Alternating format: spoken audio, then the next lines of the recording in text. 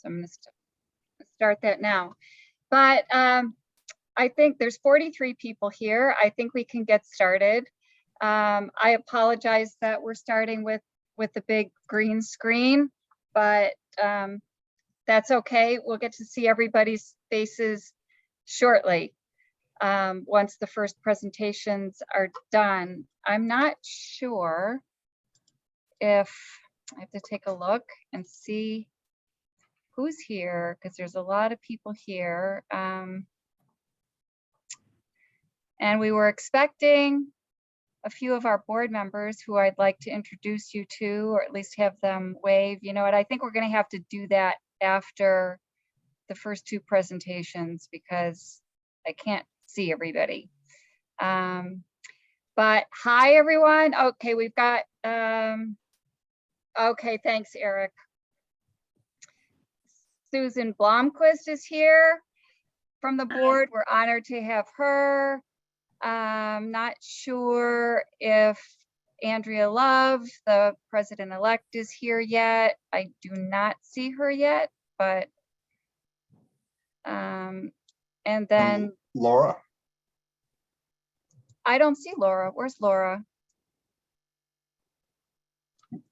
Laura is on my screen at the bottom. I don't know where she is on your screen. Okay, well, we've got Laura Wernick, right? I know Laura Fat. Oh, yep, Laura, yep, she's representing COPE. So she's wearing two hats today. And then we are also going to be welcoming Janelle DeAngel if she's here, but I don't see her because there's an awful lot of people on the screen. So I apologize, but we'll have a chance to go through everybody after. I want to welcome you all. I really appreciate that you're here. I wish that we could have been all in person. It would have been really wonderful. The last time we did it in person, it was great. And but this has enabled us to be together, to hear from each other, and to not have to feel that we're nervous, that we're jeopardizing anything, and nobody had to find a parking space. So big bonus. Thank you, Tracy. Anyways, without further ado, what we're going to do is, I think I sent everybody the agenda. Eric is going to start us off and with the new strategic plan.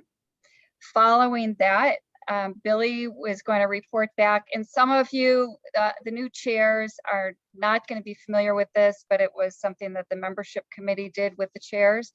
So he'll explain that to you, and that'll be brief. And then I'm going to give everybody a couple minutes to go around. I'll get you started before we do that to tell you how that will work. But first, we're going to hear from our executive director, Eric White.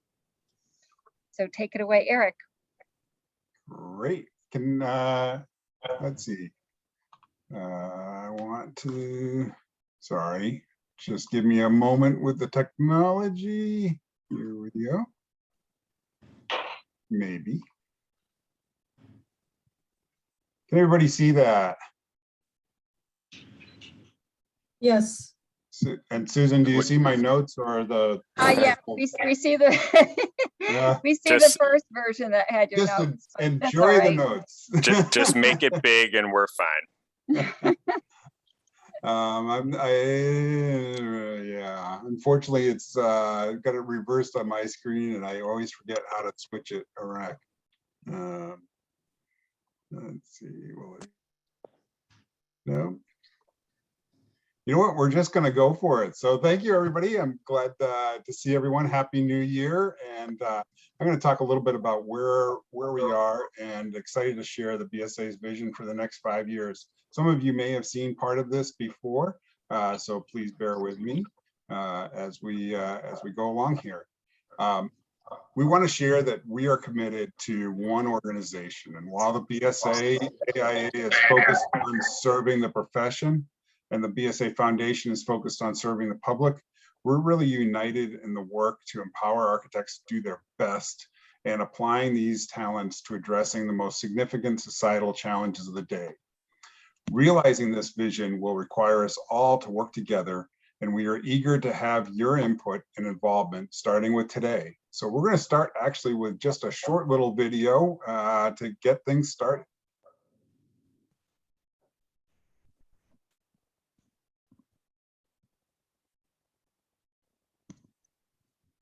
And go.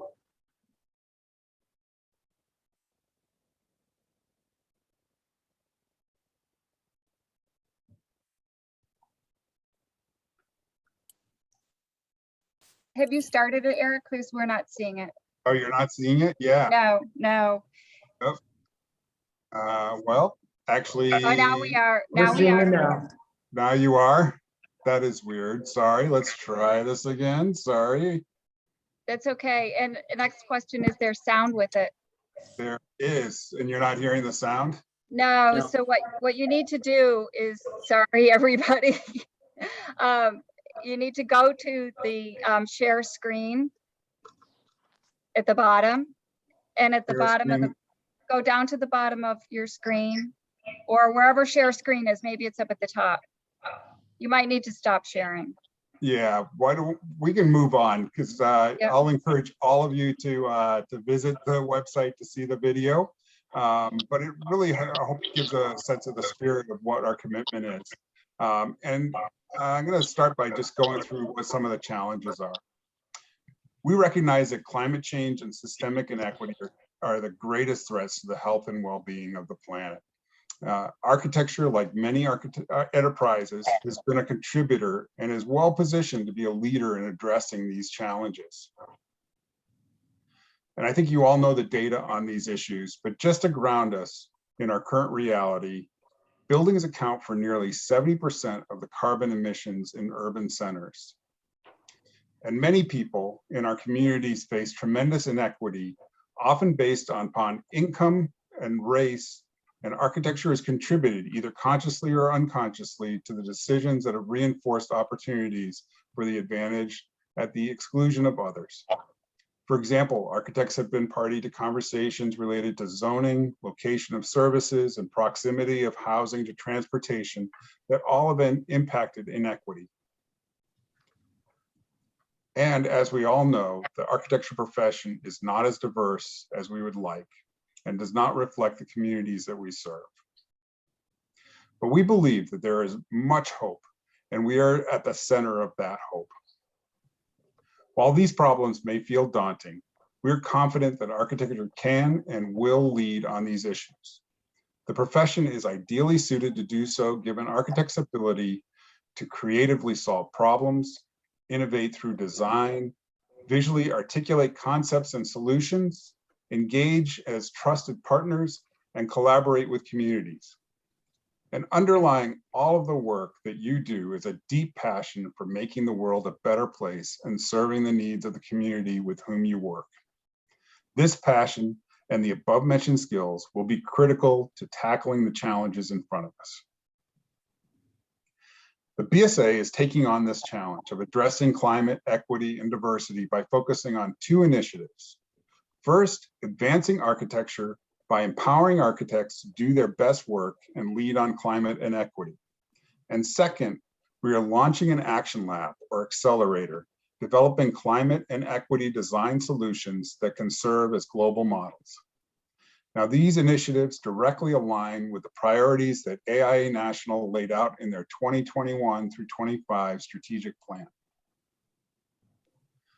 A key focus of our work will be supporting architects in continuing to develop their skills and tools needed to make progress on climate, equity, and diversity. The BSA's offerings related to these topics will be embedded into the core work of advancing the profession and empowering architects.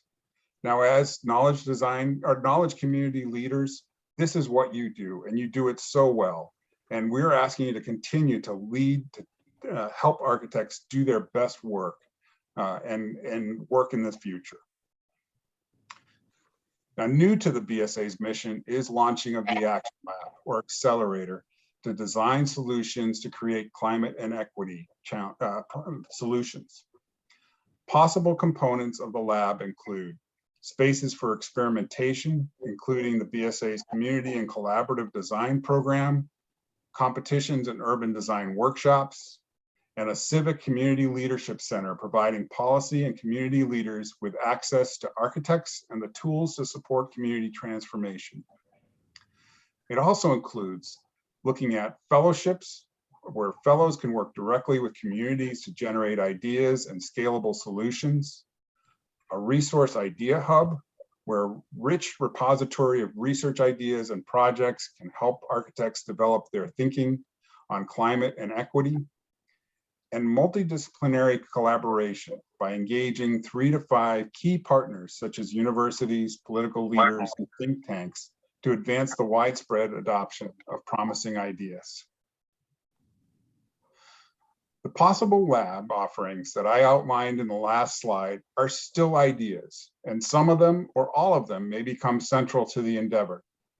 To define exactly what the lab or accelerator will look like, we are hiring an innovation expert, IDEO, to guide us in designing and executing this concept, and they will be beginning their work in February.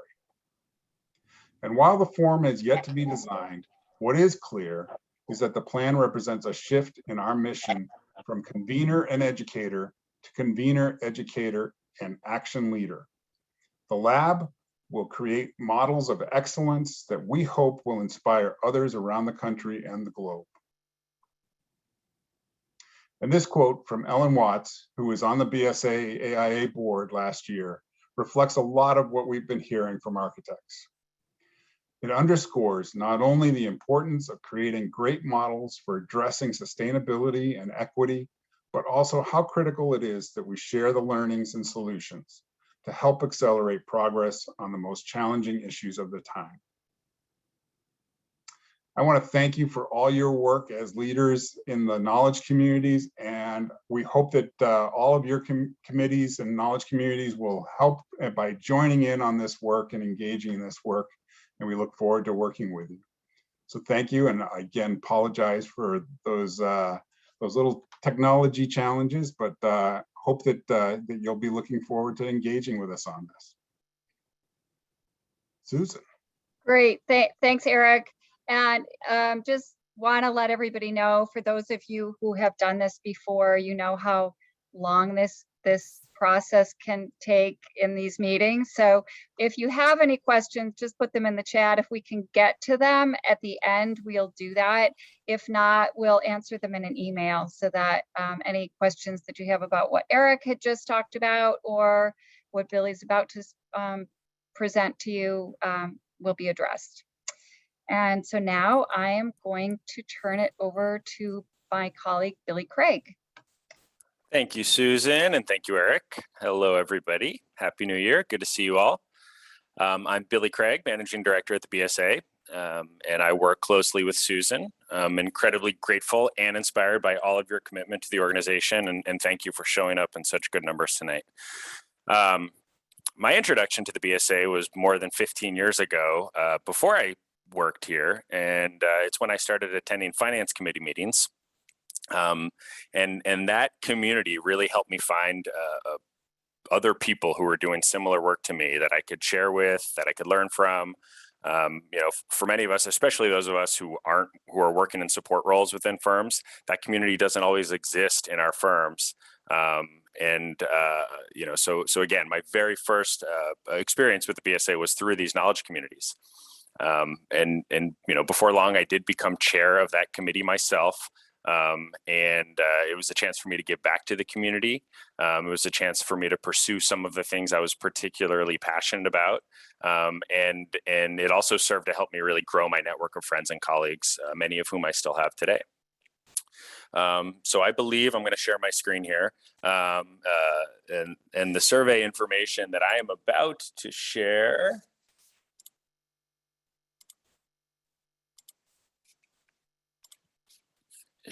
should reflect and mirror a lot of the experiences that I had, however long ago, 15 years ago. Are you guys seeing that? And is that a full screen? Okay. There we go. All right. So this survey, as Susan mentioned, this survey was conducted in the summer of 2020 by the BSA elected membership committee. Like me, the BSA membership committee views the knowledge communities as both the backbone of BSA membership and as 40 front doors to the organization. So the belief in conducting the survey was that by understanding and supporting the knowledge communities, we would be supporting the BSA membership at large. For those who were chairs then and responded to the survey, thank you. We had 43 respondents representing more than 2/3 of the knowledge communities. And before I kind of get into the data, you may ask, why share data that's 18 months old? I think the first practical reason is we didn't have this meeting last year and we wanted to close the loop. But you should know that this is data that Susan and I look at today. And we do feel it's as relevant today as it was when the survey was conducted 18 months ago. So we're now looking at the first question many of you responded to, which was to describe the goals of your knowledge community. And I will just really quickly read the top 5, but those responses were knowledge sharing, building community, continuing education, networking, and supporting great design. I should note that Susan is going to share all these slides with you at the end. So just know that you'll be able to look in these in more detail, and I'm going to keep trekking through them. The second question asked which goals you thought your knowledge community was most successful at achieving. So interestingly enough, you had the same 5 responses, I think with one notable observation, which is that you guys are particularly hard on yourselves.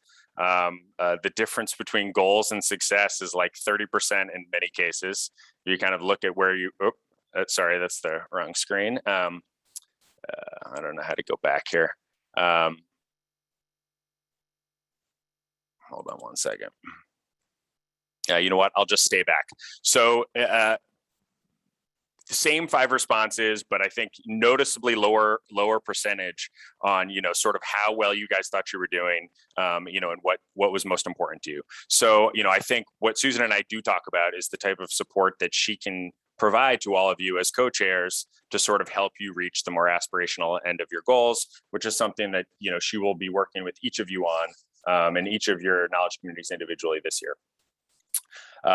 This third question was who the audience your knowledge community was trying to serve.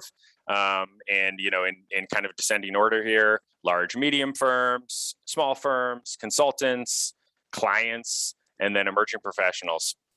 I think we have talked with many of you offline and not in survey fashion that sort of, growing and expanding your attendee bases is a huge priority. And so, based off of the answers you gave here, but also individual conversations that we'll be having throughout the year, just know that we will commit, even more so than in the past, to working with you to sort of target specific audiences that you want your knowledge communities to start attracting. All right, the fourth question was to identify aspects of chairing a knowledge community that were most important to you. So your answers were expertise, sense of community, leadership opportunity, the fact that you were passionate about that topic, and then leveraging the platform that you had to increase access, presumably to both content and community. When I sort of spoke about the reasons that I became a knowledge community chair, these were really many of the same issues when I was chair, and I imagine that these are still true for you.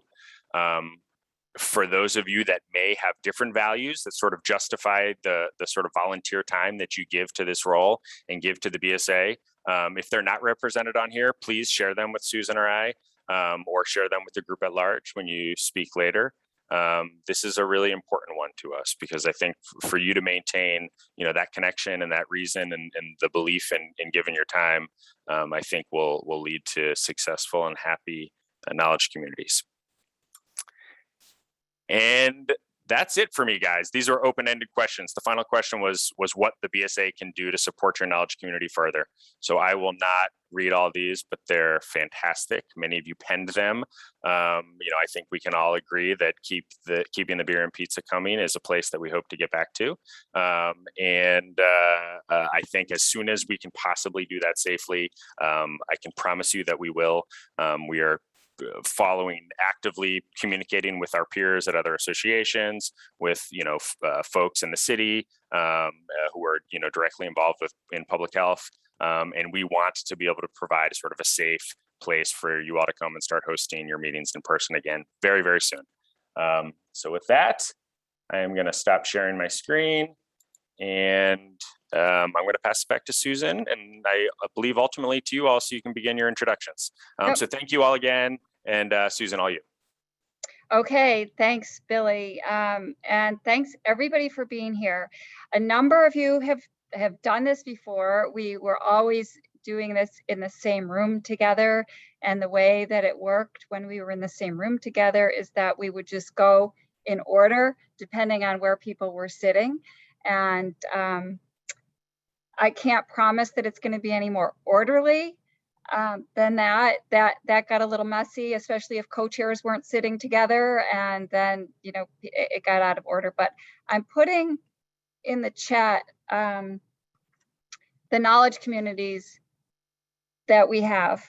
And I think what we'll do is we'll go in order of knowledge community, in alphabetical order, starting from the top. And it looks like, because this box is pretty small, they're kind of scrolling down to the next line, but 2 minutes each. And if you would introduce yourself and tell a little bit about your knowledge community, and if you would like to share what you have coming up in 2022, that would be great. For those who have done this in the past when we've been in the same room, this has been very instrumental in letting other chairs know what you're doing and looking for synergies, so that if there's an opportunity where you can join forces and the whole is greater than the sum of the parts. Please keep your eyes and ears open for that. We do have a lot of new chairs, and if you just prefer to tell us, your name, your knowledge community, and give a brief summary, whatever you feel is appropriate, or whatever your comfort level is absolutely fine. This is a very informal thing. It's to get to know each other, and we'll take it from here. We're going to start with the Access Committee, and I know Josh is here. I don't know if Ian's here yet. I'm here. Oh, okay, there you are, Ian. All right, your new model architect here. I was looking for your name. Okay, thanks. I'll turn it over to the two of you. Josh, do you want to take it away? Oh, well, no, Josh is the OG, so I'm just I don't know. What do we do? We do presentations all around access, but Josh has been running it for how long? 7 years. So maybe you should be the one to. Something like that, yeah. So hi, I'm Josh Safdie. I use he, him pronouns. I'm a principal at KMA. We are accessibility and universal design consultants and architects, and the Access Committee is really devoted to both those related fields, accessibility and universal design.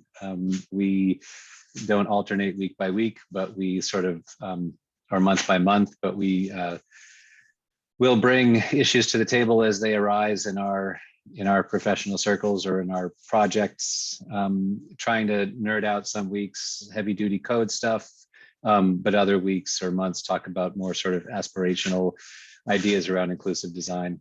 For example, this month we are planning a joint conversation with the Design for Aging Committee, and we'll be talking about senior care facilities, both the nitty-gritty about the codes, but then also how codes really fail many of the users that need them the most by just really setting a very low bar.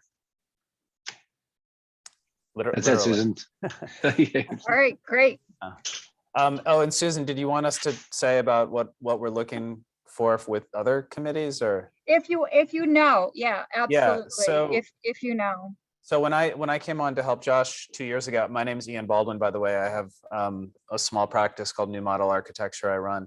I came on to help Josh a couple of years ago, and I initiated a bunch of conversations with a bunch of you from other committees. And I was really happy to be able to get to talk and get to know a bunch of you, and even more happy to get to actually do a bunch of joint presentations. So I think we've done, I think maybe 3 or 4 of those so far. And yeah, so we've found that our topic of accessibility is pretty, combines pretty well with a lot of the other committees' remits. So yeah, we've enjoyed doing those. And as Josh mentioned, we've got one with Design for Aging coming up this month, and we're definitely looking to do more.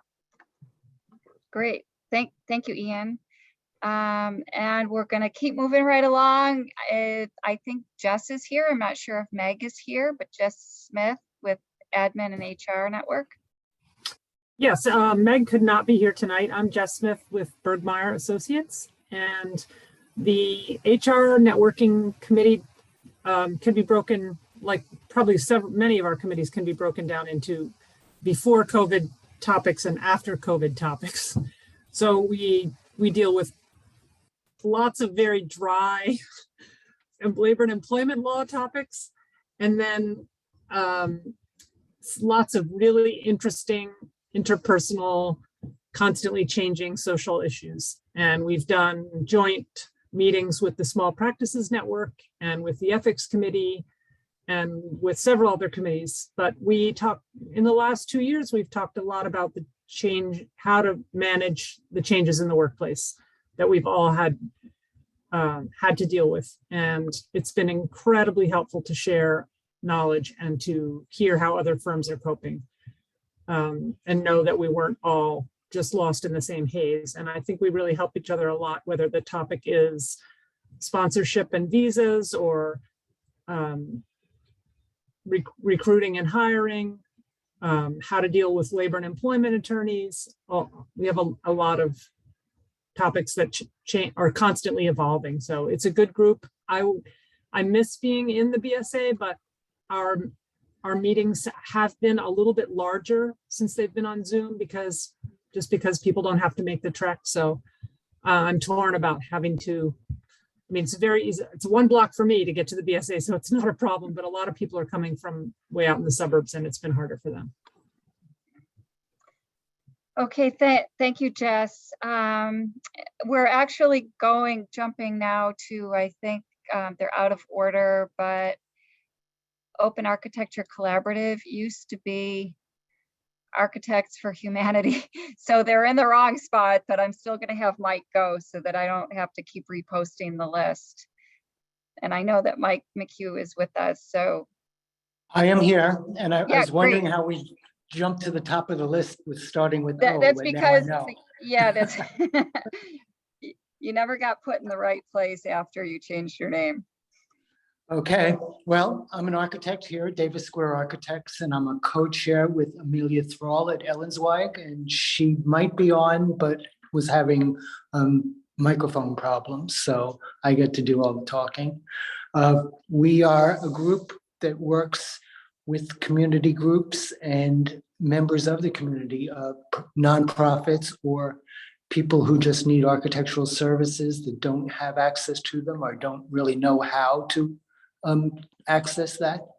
And we work collaboratively to do pro bono design for those organizations.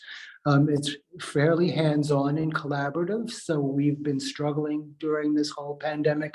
Our meetings are once a month at the BSA, and we would sit around and go through drawings and projects with each other. So we haven't taken on new projects, but we have finished up a number of projects that we're working on in the duration. And we're looking forward, chomping at the bit to start back up again as soon as we all are able to join again and come to the BSA. Mike, would you just name the couple of the last projects that you did so people have an idea of what those projects have been? We worked for an organization called RIAN. They help immigrants coming to this country to find their way through the system of what they have to do. They had office space, and because of the growing immigration and the troubles they were having, RIAN needed more space, and so we helped them redo their offices, kind of an interior design, layout, move around, finishes, that kind of thing. We also did pre-design services for a group called the Clubhouse Network. They are an after-school program for kids up to high school age, teaching them technology. It's a great program. It was at the Museum of Science.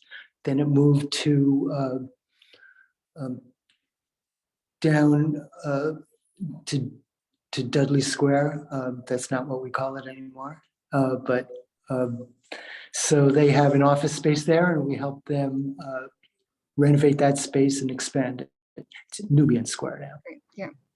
Okay, great. Thank you so much. I don't see anybody here from the Building Enclosure Council or from Boss Noma, but if I'm wrong, please speak up quickly. I think, yeah, none of those chairs are here tonight, so we're going to jump to the Carbon Leadership Forum, and I know Rochelle is here, so Rochelle, if you take it away.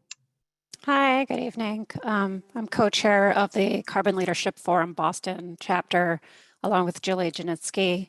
And we are not only a knowledge community of the BSA, but we collaborate with the, we're a local chapter of the CLF, which is based in Seattle.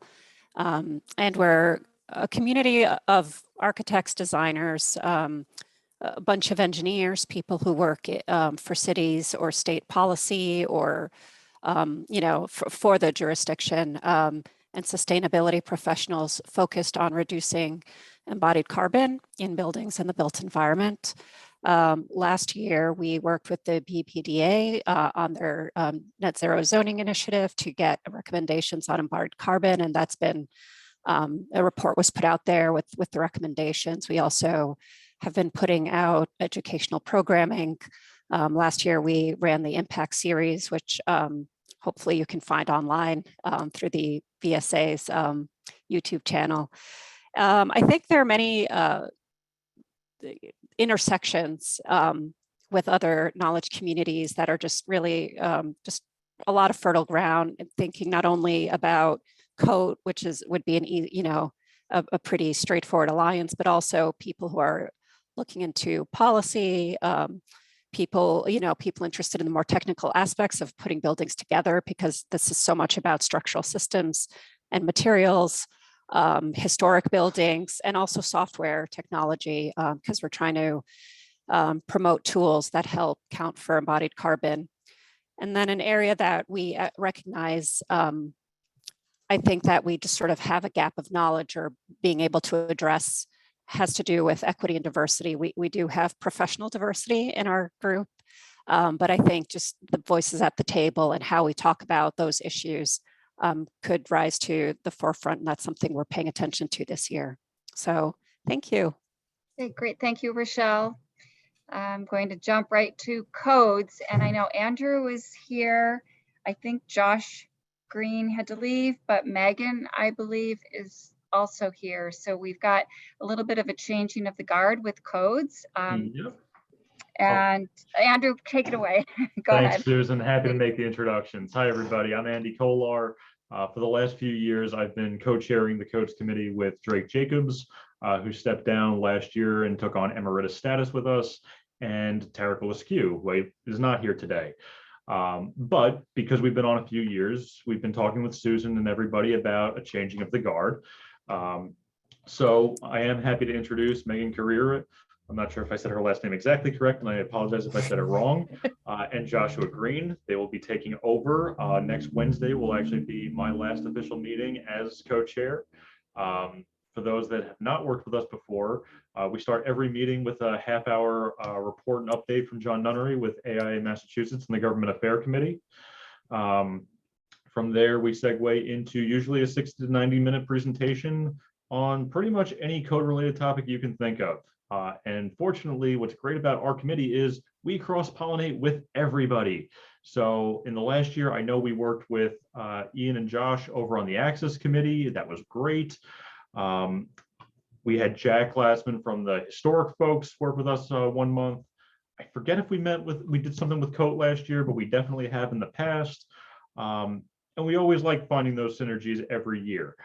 So if anybody is looking to come up with something, boost membership, especially since we've gone fully virtual during COVID, we're averaging on average about 40 people a month on the low end of things. So it's been really great. I know now we're talking about the segue back into in-person, being up in Lowell. I'm happy that we've been doing it virtually for so long. But no, this has been wonderful. Megan, is there anything you'd like to add? No, I just wanted to say hi to everybody. Megan Carrier.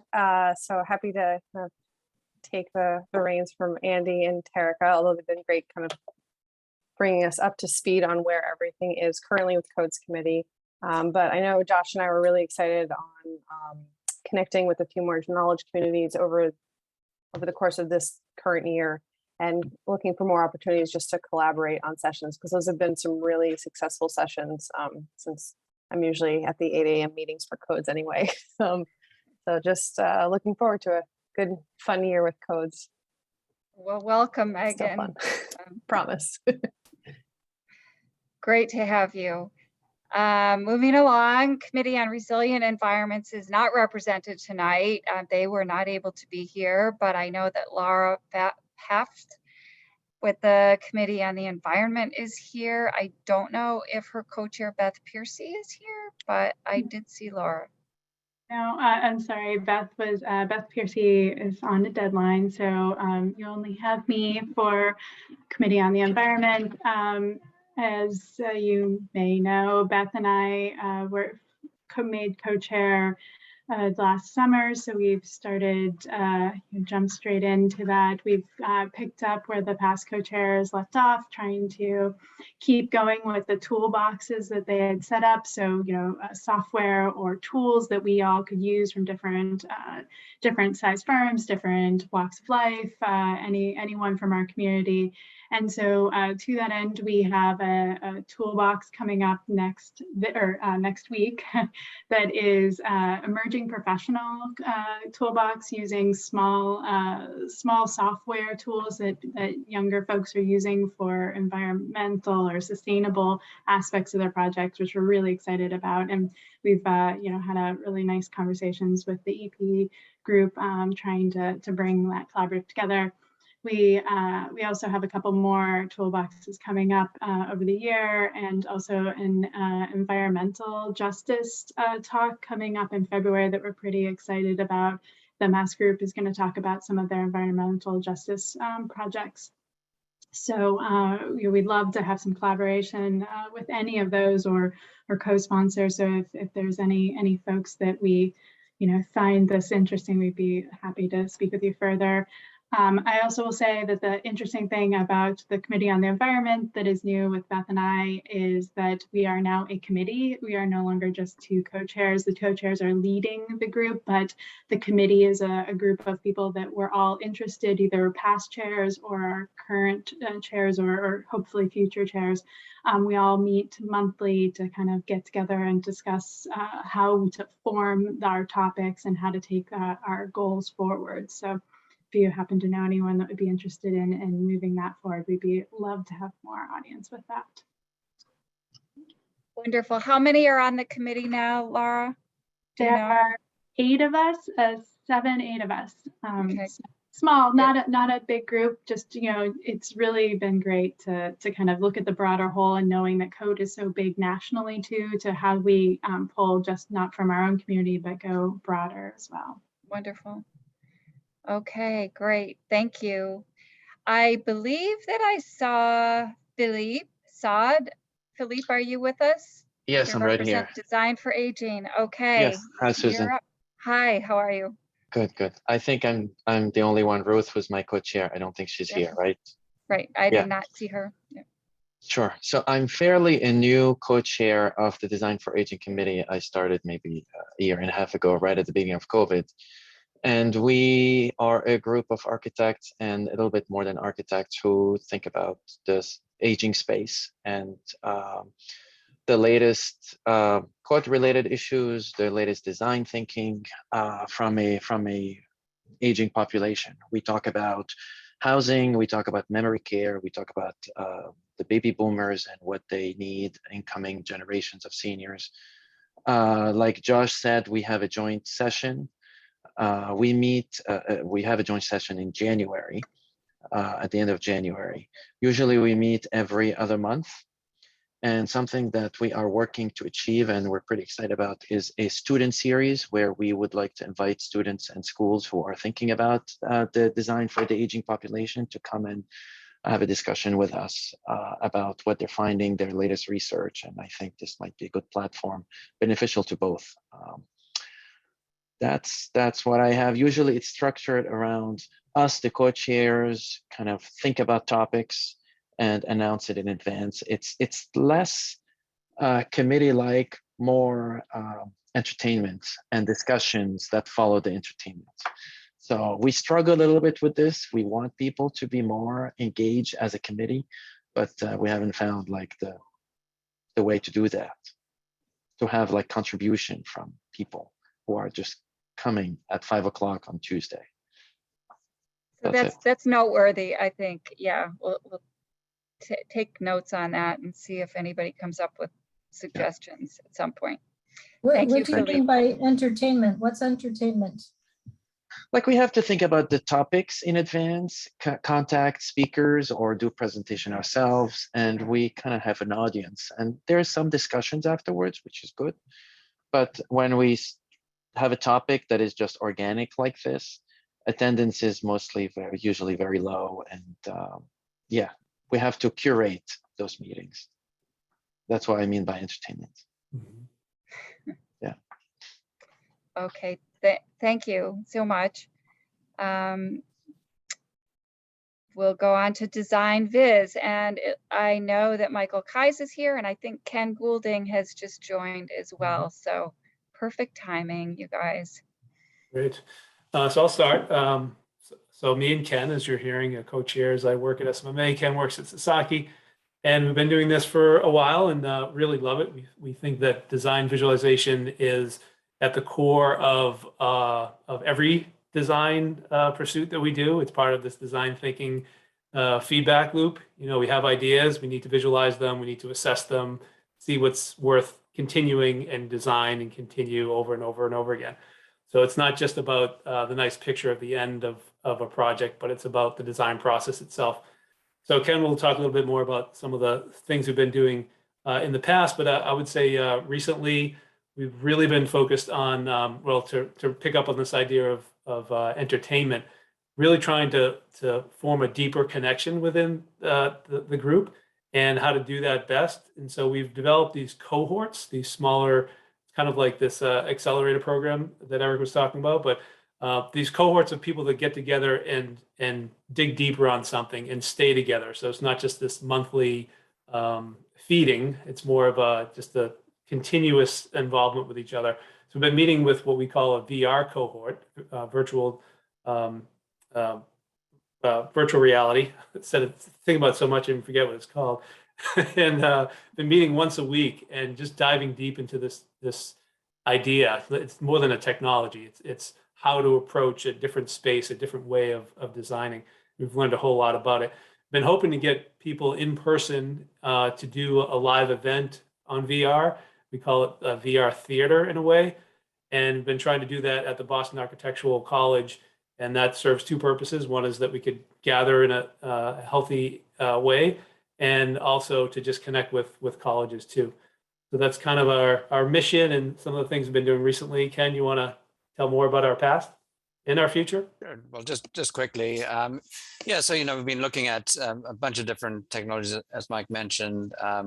looking at things like model projection. We've had a great collaboration. I think one of the things about Design Viz, I think it's really broad ranging, and we've found some good collaborations with other knowledge committee groups. But it'd be great, to make other connections with folks here. We're very much open to like exploring anything related to technology and technology for visualization, related to a lot of the different topic areas.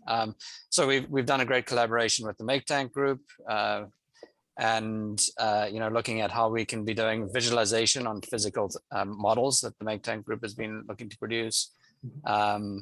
Been working with, we've had some interesting sessions around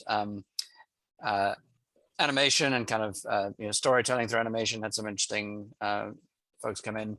Then on the kind of generative design and sensor front, looking at that with the Urban Design Committee here. So really interesting collaboration there. And then I think some of the kind of highlights of things coming up. I guess we have this big ambitious project with Make Tank to really do something cool in the BSA space once we can get back there. See Jay kind of half nodding, which is and then looking at things like drones. That's one of our next sessions coming up. So there's a lot of stuff. Although we're still trying to figure out some kind of topic areas. So definitely a good time to kind of be connecting if anyone wants to reach out. Excellent. Thank you, Ken. Docomomo is not represented, and neither is the K through 12 educational design, although they did share some things with me. I will not do it justice. So what I will do is when I send the presentations and all the answers to the questions in the chat to you after this meeting, I will include that so you can see at least what they did last year and what they have coming up this year. So we'll jump right to the EDI network. And I know that we've got, I think we've got Rachel and Dan. Is Dan here? It's just Rachel. Yes, we're both here. Okay, take it away.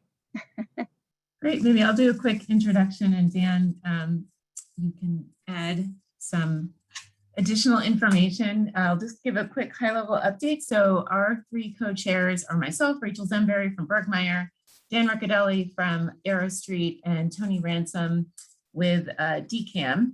And we've been really focused this past year on a series that we had created in support of the Equity in Practice Retail Resource Guide that we had published in the late summer of 2020. So in finishing up that series, we spent the last year doing a few wonderful collaborations with other knowledge communities, including the Small Practices Network, the SCUP and College and University Roundtable, and the Admin and HR Networks. So that was wonderful for us, and we really have enjoyed working together with a few other knowledge communities to plan some events for this year.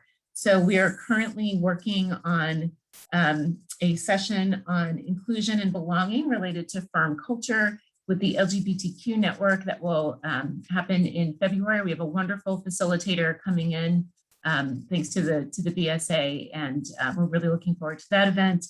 And we are also planning on looking at the question, who determines beauty and value, with the Honors and Awards Committee, hopefully in March. And then looking at our pipeline, looking at education and practice and supporting our diverse future of professionals. So we're hoping that also really dovetails well with the DEI challenge that NOMA has created and is planning on launching this first quarter.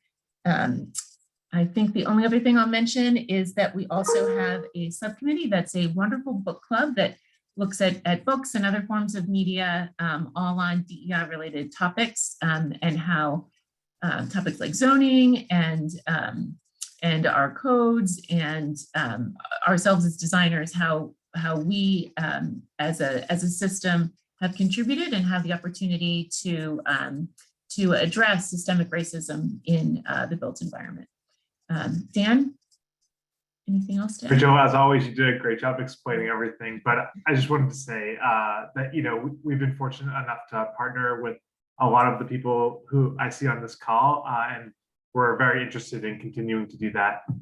So if you guys think of an opportunity that you think could have a focus on EDI issues, we'd be happy to chat with you and see where we can host a joint event in the future. Wonderful. Thank you. Emerging Professionals, EPNET, we've got Rima and Christina. Hi, everybody. I'm Christina. I'm one of the co-chairs of EPNET along with Rima, like Susan just said. The goal of our committee is to help emerging professionals connect to one another and the broader network of architects here in Boston. We support their learning and professional development in different ways, especially in the changing environment that we have now. Me and Rima started this co-chairing experience in 2021. So we haven't known being co-chairs outside of the Zoom world. So that's been fun. So trying to figure out how we can keep the momentum of like socializing, connecting, networking, and learning for the emerging professionals community here in Boston, while, you know, not being able to see each other. But I'm going to pass the mic to Rima so she can talk about what we're going to do in 2022. Thanks, Christina. So we don't have any very specific programming planned yet, but we have an event this month where we're going to work with our membership to brainstorm some of their wants and needs so that we can program for the year in a way that's meaningful to them. A lot of what Christina and I talk about is that the sort of agenda of EPNET isn't prescriptive, but it's just responding to the feedback that we get from the folks that join our meetings. So we're really excited for that event to happen and for us to be able to plan out the year. But additional general sort of programming is that we've been chatting with several knowledge communities like COAT and organizations in Boston, like the Architecture Lobby of Boston, trying to find synergies and ways that we can collaborate. And we're hoping to get there soon. But if anybody else wants to collaborate on any sort of programming, we're really open as EPs sort of, I feel like, are relevant to most, if not all knowledge communities. Okay, great. Thank you so much, both of you. We'll go to Finance and Operations Network, and I think we have Anne here on the call. Yep, just me. My name's Anne Brown. I'm the finance director at Short Silver Architects. And along with Tracy Federico of ARC, we are the co-chairs of the Finance and Operations Network. And we meet several times a year to discuss all kinds of fascinating topics like project budgeting and payroll protection loans and forgiveness, employee retention tax credits, compensation and benefits with the HR knowledge community, utilization ratios and operational budgets, and why it's important to submit your timesheets. So these topics apply to all of you. You're all welcome. But mostly we'd like you to invite your colleagues who maybe play this role in your organization. Maybe it's you, maybe it's someone else, or maybe these are things you just want to learn about because it's really interesting to learn about the business of architecture and how firms run and firm culture. We focus a lot on that. We've talked a lot about COVID and how that's changing our workspace. You're all welcome to join us, or your colleagues to join us on February 8th. That's our next meeting, where we're actually going to have a presentation from DGC, which is a local CPA firm. They provide all kinds of business services, and they do an annual survey on firm fiscal health. And they just released their results from the last year. So these are just sort of capturing a little bit of the COVID, but not quite all of it, because they're always a little bit behind, because all of us just closed our fiscal year. Like we just all closed our fiscal year December 31st. Anyway, if you have any topics or you have things in your firm that you'd like us to discuss, we're happy to have everyone join us. We also have a LinkedIn group that people can jump in and get notices about. So thanks. Wonderful. Thank you so much. We're at AIA, Massachusetts Government Affairs Committee, and I think that we've got Christine Clements on the call. Yep, that's right. Yep, thanks. Hi, Christine. Hi, how you doing? So I've been the co-chair for a couple of years along with Carolyn Day, and she has just recently decided to step back from that. So luckily for us, Russell Feldman is going to step in as the new co-chair so that I don't have to do all the work. And similar to some of the other committees, we start with we meet once a month, second Wednesday morning. Our meetings start with a legislative and regulatory update that John Nunnery does, like he does for codes. And our special guest presentations are usually commissioners or elected officials who come in to speak about topics of interest to the practice of architecture. The focus of the committee is really any issue that is relevant to the professional practice. So in addition to code and regulatory stuff like that, anything having to do with registration and licensing that has a state component, we take an interest in that. Before COVID, we did have in-person lobbying efforts happening at the State House because this committee does cover the entire state of Massachusetts. So one benefit of going online is that we have our colleagues in Western Mass and Central Mass are able to join our meetings on a more equal footing online rather than being a disembodied head off in the corner. But we did have a successful online welcome to newly elected state representatives and senators last spring, and we managed that completely on a Zoom with breakout rooms, connecting new legislators with architects that are in their districts. So that's the kind of stuff that we focus on, and I will let Russell add anything that he would like to add now. Hi, everybody.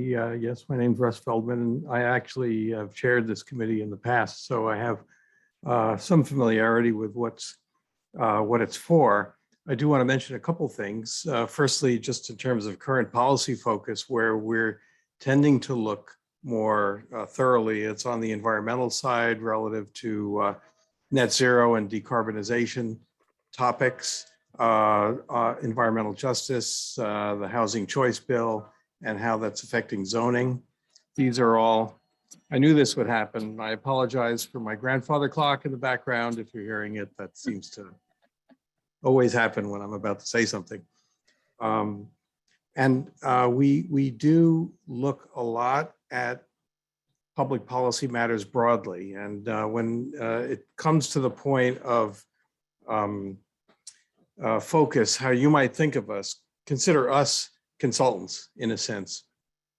We focus on the process of advocacy and getting things before decision makers in the State House, at local government levels when it's relevant. And so for many of your committees, when you see policy matters that are a concern and that you wonder how you might seek changes or understand the policy process, consider us as the sort of process experts in how to go about presenting to the various State House players, what the right agencies are to talk to, or who might be a person to reach out to, or in some instances, how to reach legislators. Also, just to give you a feel, as many of you may know, the legislature operates on a 2-year legislative cycle. This is the second year of that legislative cycle, and we're coming into elections in November. And what that means as a practical matter is that the first several months of this year will be active in the legislature, but mostly focused on the budget. New bills will not be coming out at this time. The bills may be acted on, but nothing new gets feathered into the process unless it's considered an emergency. So our focus is actually going to move towards the regulatory side as opposed to the legislative side over the next year. And it does give us the opportunity to prepare initiatives that we might be able to reach to people running for office, and that's statewide office as well as legislative offices, where they may be particularly interested in finding issues that they can run on or things that they can be known to support. So it's a useful time to think about initiatives, not necessarily to make them happen overnight, but to advance them. So consider that as a possibility. And With that said, I look forward to working with you. Thank you. And this will Thank be you so fun. much. Yeah, thank you so much, Russ. We're going to go right to Andrew Brumbach and the healthcare facilities. I'm Andrew Brumbach from Smith Group. I joined as a co-chair about a year ago, joining Cindy Lee from Canon and Sarah Markowitz from MBBJ.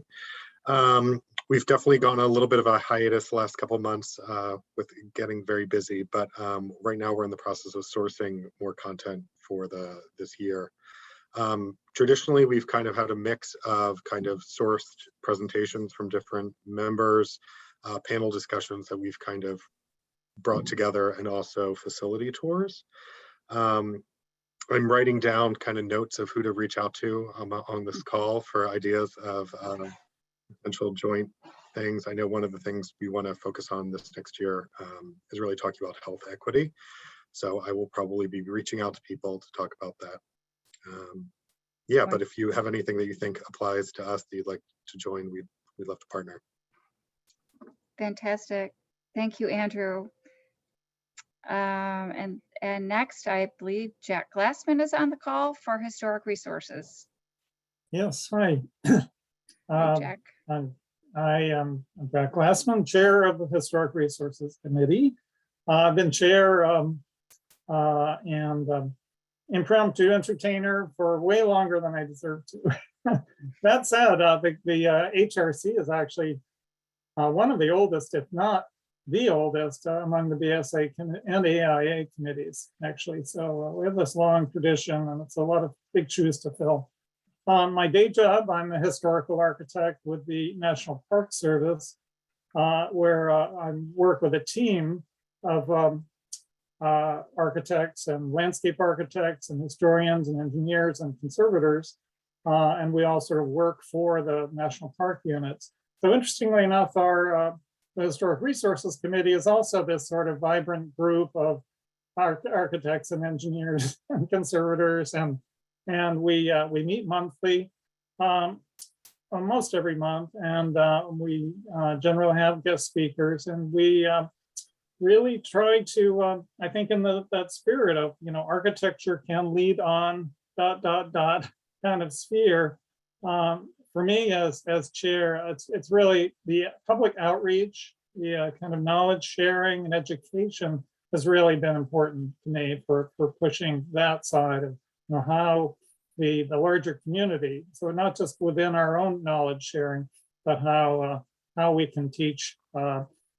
It's sort of about what architects can do, but in particular in that realm of stewardship of the built environment. And we really kind of address, because of that multidisciplinary aspect of conservation and building materials, up to sort of planning issues and neighborhoods.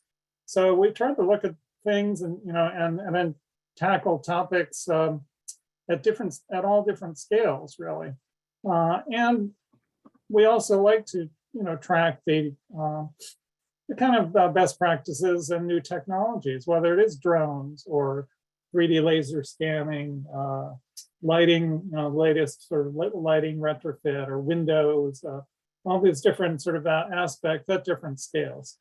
So I guess that's kind of it. We really we try to, I guess in terms of strategy, it is tying in with the larger BSA strategy, green buildings as well. I know everyone's heard by now, it's almost a cliche about the greenest building, which is the one that's existing and it's still there. So we're sort of within that philosophy as well.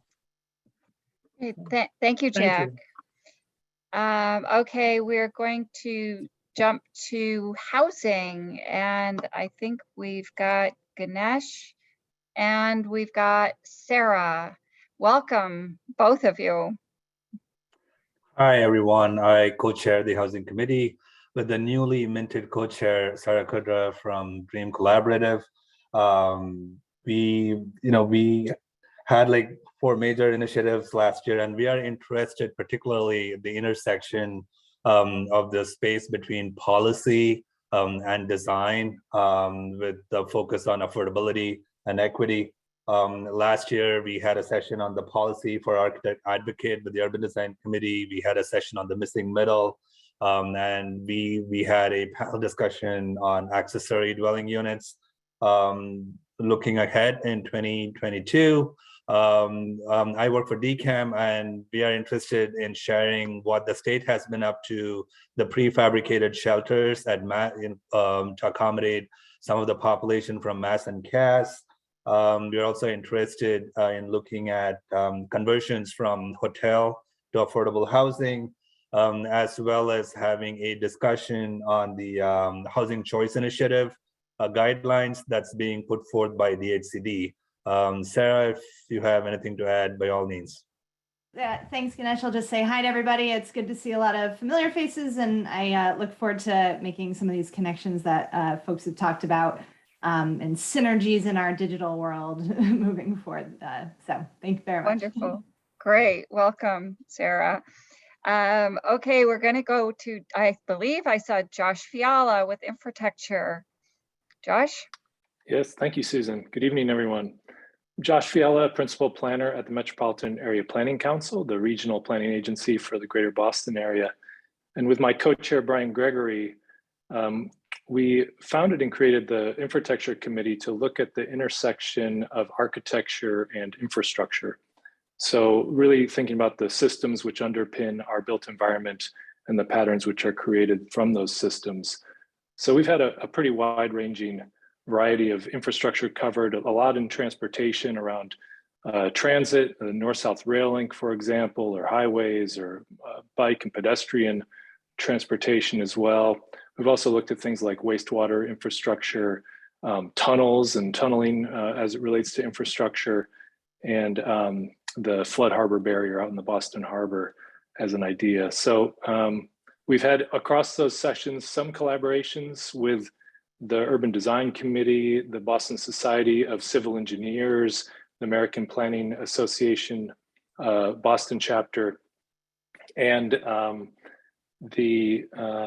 we've had also a state senator and a former governor at a few of our sessions. So those were really good ones. Over the coming year, we have a series in the works, which is looking at the recently passed federal infrastructure spending package and how that might relate to infrastructure programs and plans in Massachusetts and what that could mean for some transformative projects in the Commonwealth. So we look forward to some additional future collaborations and maybe having a few of you in our audience as well. Thanks so much. Wonderful. Thank you, Josh. We're going to keep moving along here. Global Practices Network, I think we've got Yasi and we've got Yuan. Hello. Take it away. Hi, everyone. I'm Yuan. I'm an urban designer from CBT Architects. I've been co-chairing Global Practice Network for about 2 years. I joined right after the pandemic, the lockdown started. So we've really benefited from the remote environment because we are able to connect people beyond the Boston community, especially given the nature of our community. We were able to have people from Japan, UK to join the live discussion. So we've held larger panel discussions, also smaller discussions. You can also find the videos of them on BSA's YouTube channel. And recently we've started to have little roundtable discussions monthly. So the topics are really open. So anything related to global practice, if you are not from US, or if you have some interesting projects over the seas, we discuss those in those sections. And we also have had one in-person meeting last year, which was really fun. Yasi, do you want to talk about that? Sure, thank you. Hello, everyone. I'm Yasi from Studio Chahara. I started co-chairing this group a few months ago. So yeah, the events that Yuan just mentioned, we also started doing tours. So we formed an in-person tour for Providence, where we basically met with a new group of people, walked around and discussed ideas about global practice and maybe finding examples of where we can see the application of those ideas. For example, something that we're planning to do is now to look more into Bauhaus architecture as a very good example of architecture in exile, which also has shaped many different schools of thought. So we are really forming different ways of exchange, and we are also actually, I think Rima mentioned that, but we have been also talking to Architecture Lobby, and we are looking into expanding and talking to more people. Thank you. Wonderful. Thank you so much, both of you. IT Wizards, is Bruce on the call? Not sure if I saw him or not. No? Oh, you are there. Okay, there you are. You guys hear me? Yep. Oh, there you go. So I always have to leave my camera off because my cat has this sixth sense about when my camera's on and always jumps in front of the camera. So it's great meeting you all. And, you know, I have to say that I really enjoy sort of these introductions just because, you know, you see the list of knowledge community members, and it's really kind of nice to be able to, you know, get to meet you guys, you know, in person, so to speak. Our group is comprised of mostly folks from the AEC community, and we focus on sharing strategies and best practices for people who are supporting their firms. So, you know, we'll share some best practices and strategies for, you know, infrastructure development or security. And lately, the topic has been mostly, you know, how do we navigate this sort of ever-changing work environment, and how do we support, you know, the firms and their missions? So it's a diverse group, and really the makeup of the group, you know, it changes really depending on the topic. So there are some sessions where we have, you know, we talk about really granular, high-level things that are Revit related. And then there are other times when our topics are more, you know, 20,000-foot view that attract more managers and more, you know, IT directors.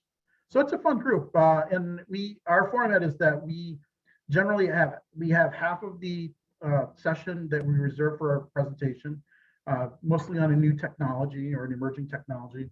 And then we save the other half of the session for kvetching. So it's been a lot of fun.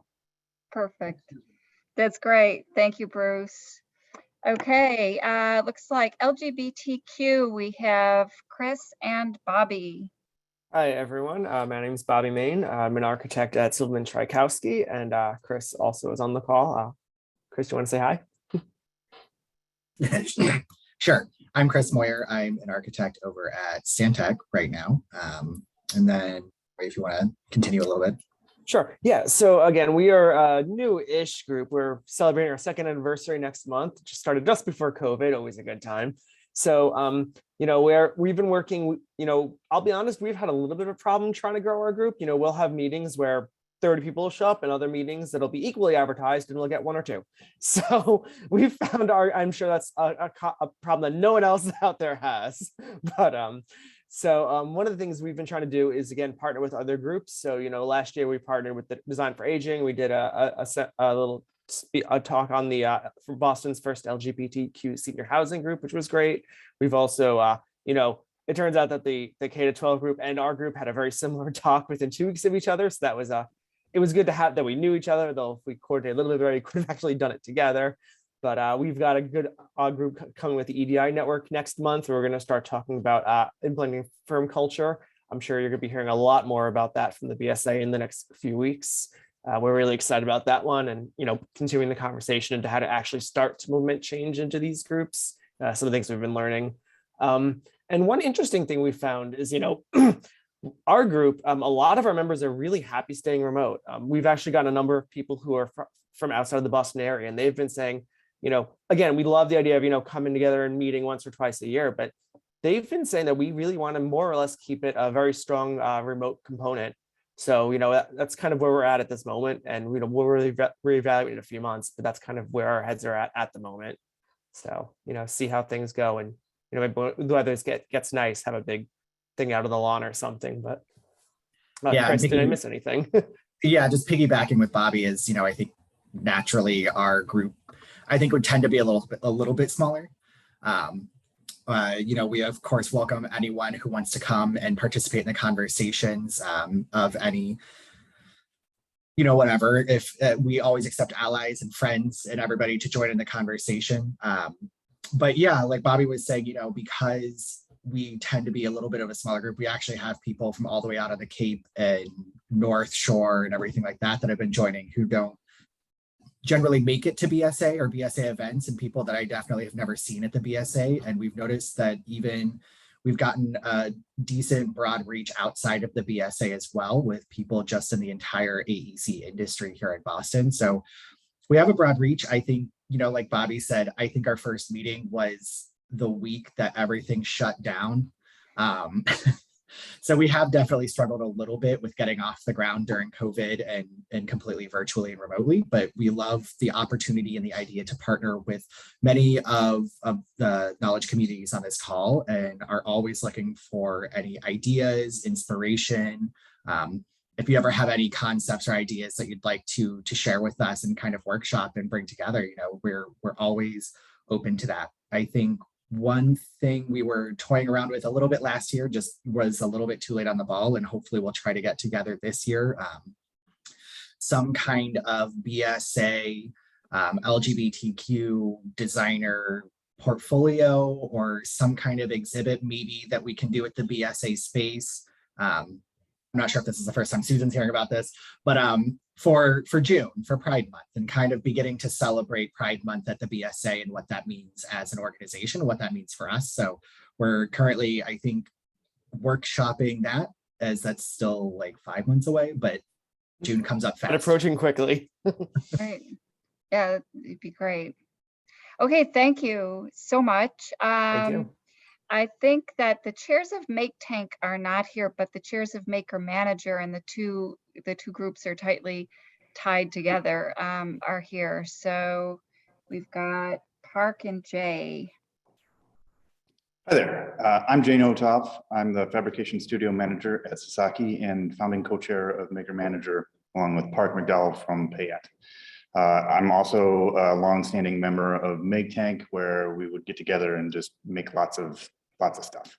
That said, when I started my position at Sasaki, I went looking for some sort of support group of people who were like-minded professionals doing what I did. And I honestly could not find anyone. So with the help of the BSA, we were able to build a coalition of the Dusty, as it were, that catered to the needs of people in similar positions doing similar things and filling similar roles. One of the things that I'm really pleased to see, that despite the fact that we've had a pretty significant interruption in our day-to-day affairs with COVID, we found that the network we developed was incredibly robust and inward leaning when it came to assisting one another when pivoting to all the new challenges that came up with having to transition to offsite working for a community who largely deals with really big pieces of equipment. So with that, I'll let Park continue the conversation. Sure, thanks, Jay. I think the interesting thing is that our group was really based around an in-person interaction. The way that we started off, every month we would go to a different shop, we would have a lecture by the host, and then we would talk about tools and equipment and curriculum and managing resources, both material and personnel. So when the pandemic came, we had to shift that quite a bit, but a number of things have persisted, and that kind of innate network that was established by in-person interactions has been maintained. And you've seen that really yield dividends, particularly as almost 50% of our membership have changed the locations of their shops in the last year. So the relationships that we've built and maintained have served us well. Thank you. With that, we'll pass to the next group. Okay, that would be Marketing and PR Network, Kate and Marcia. Thank you. Thank you, Susan, for all your help as always. And everybody, we are 7/10 of the way there. And it's just been amazing to hear about all of your work. I love the Coalition of the Dusty. I think we should be the Coalition of the Noisy or something. So I'm Kate Murphy. I'm the Director of Marketing at Goody Clancy, and my co-chair is Marcia. Marcia, are you on? I'm right here. Hi, everyone. The Marketing and PR Network has 332 group members on LinkedIn, but our monthly meetings regularly have about 30 to 130 people in attendance. And our core membership is primarily AEC marketing professionals, but we get meeting participants who include AEC firm leadership and seller doers who are responsible for BD and marketing in their own firms. In the past year, our programs have covered diverse topics from business development planning for the next normal to basic typography, and from why the best team loses to the life cycle of an idea in a firm. Our committee has several goals for the next year, which Marcia will expand on. My personal passion project is the development of a session on communicating climate change and carbon. It's an issue where a key part of the solution has to do with communications, and where our committee's members could be important partners for change. And Rochelle, wherever you are on the screen, I am looking at you, and I think we need to talk. Yeah, so just to expand on what Kate had said too, we are interested in expanding the attendee base. It usually is marketing professionals, business development, but also to include firm leadership and increased cross-organizational programming with other organizations within the architecture, engineering, construction industry. And I'll throw it back to you now. Okay. We'll move to Metro West Network, and I think that Lisa Cole's on the call. I am. Hello. Okay. Hi, Lisa. My co-chair, I don't think Alexandra's joined us, and she would be the one to talk to you because she is a past co-chair. I, after attending meetings for a few years, was wrangled into this position a few months ago, and we're sort of slow on the uptake, but we're moving ahead. We are the Metro West Committee, and basically we're all brought together by location.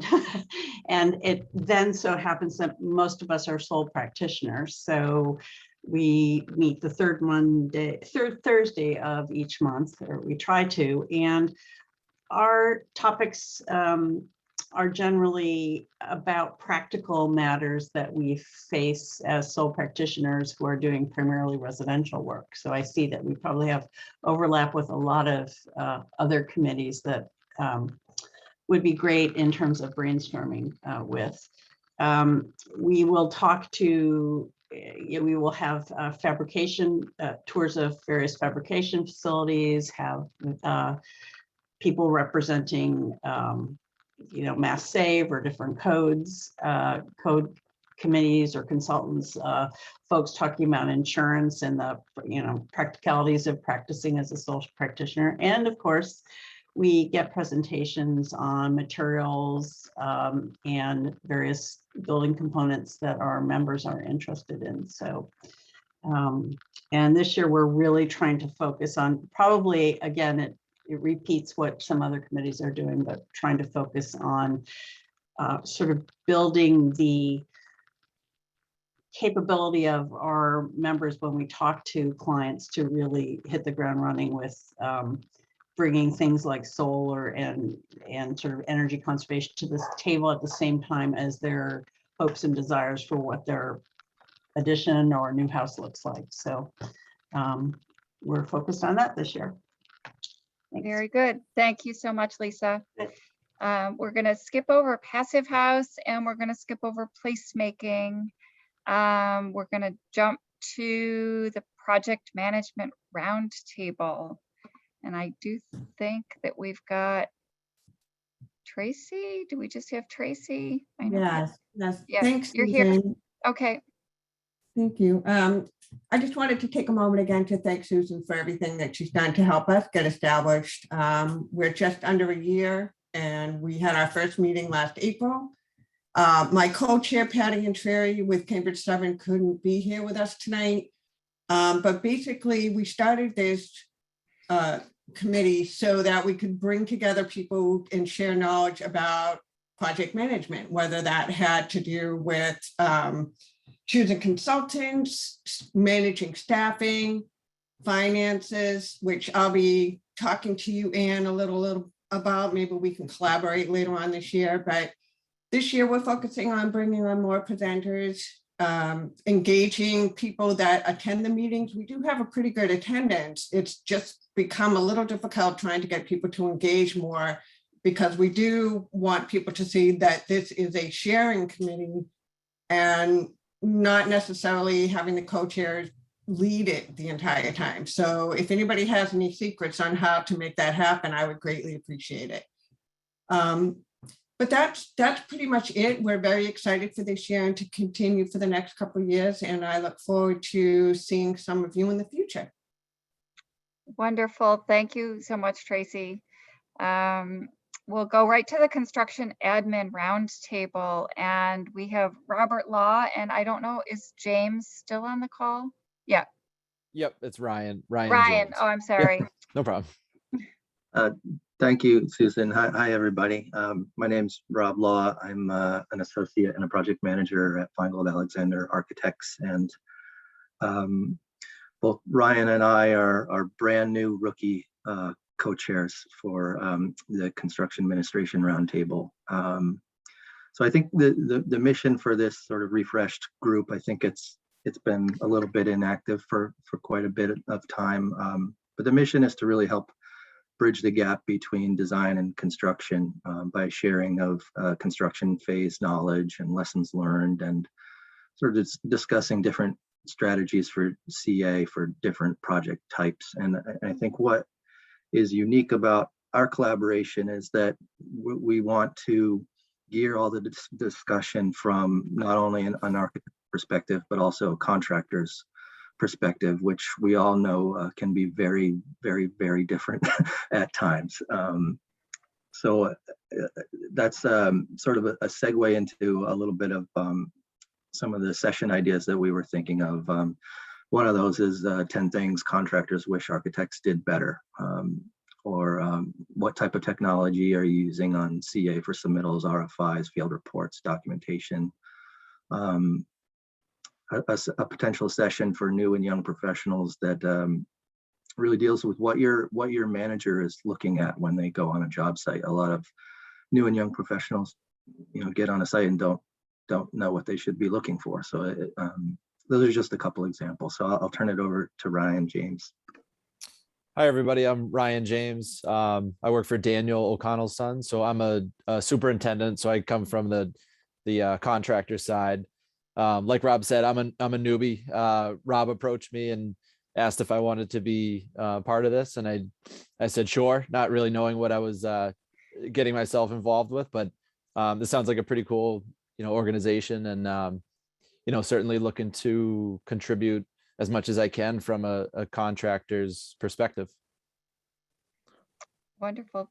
Thank you, Ryan. And I apologize for having your names flipped on my paper. Sorry. No worries. Okay, well, we're going to move right along to Gretchen. And Gretchen, you're the only person there for GDI, is that right?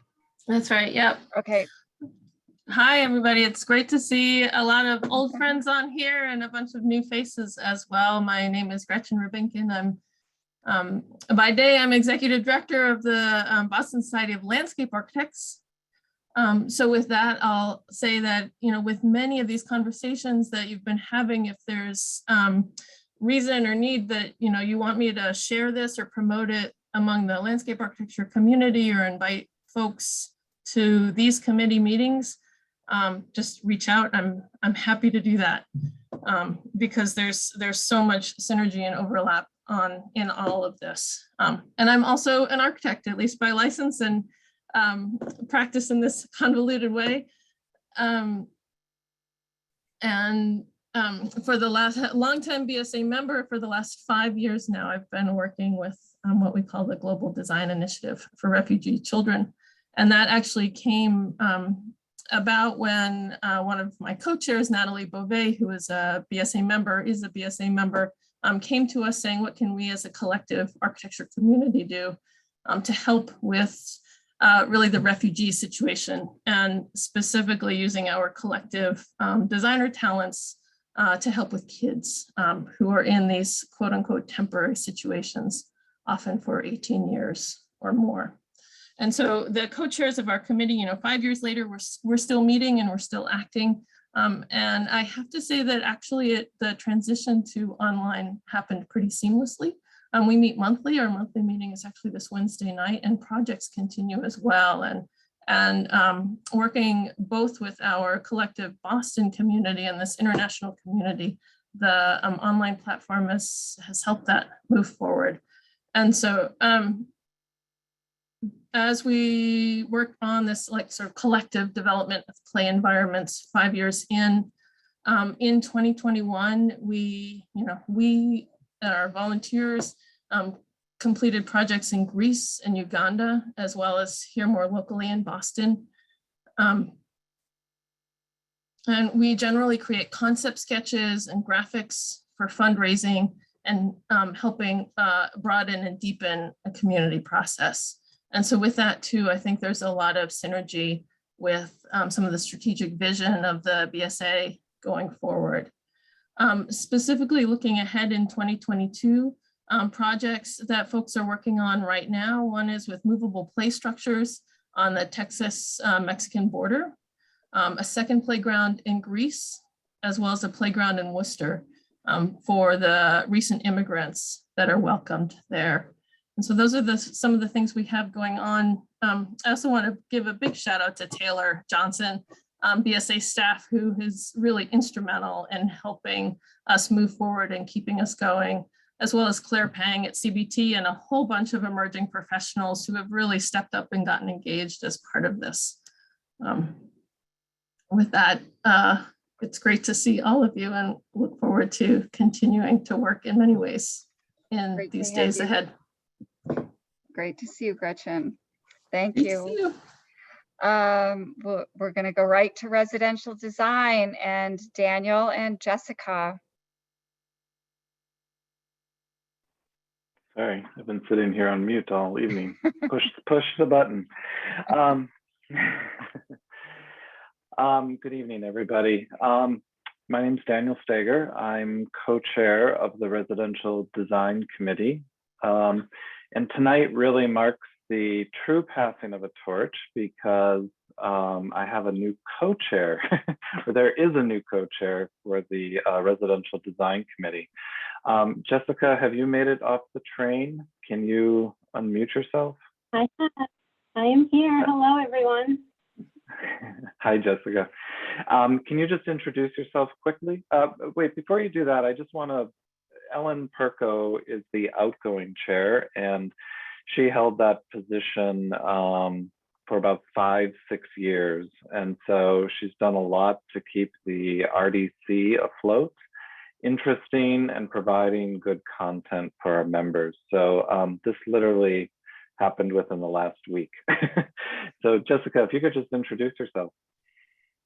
Yes, of course. Hello, everyone. My name is Jessica Welsh. I work for Jamila Schaefer, and I'm really excited to get involved. I have a master's degree in architecture, and I am new to the profession, but I really am excited to get involved and to work with all of you and to work with Daniel and be able to help the residential design team grow. Thank you, Jessica. I think the one thing I want to point out, I mean, residential design really crosses so many different topics and touches upon so many of these other knowledge group topics. In the past, we've had collaborations with the Access Committee. We had a wonderful presentation by a firm out of Minneapolis, Snow Krylik, where the project, it was a residential project that had a,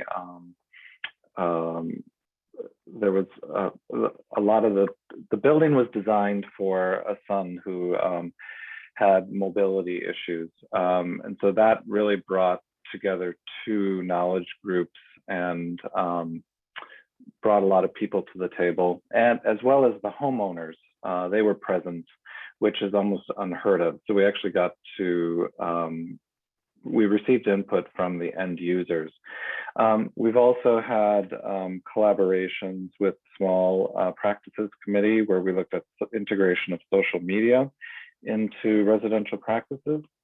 So we really try to span from design topics all the way to practice management for residential practitioners.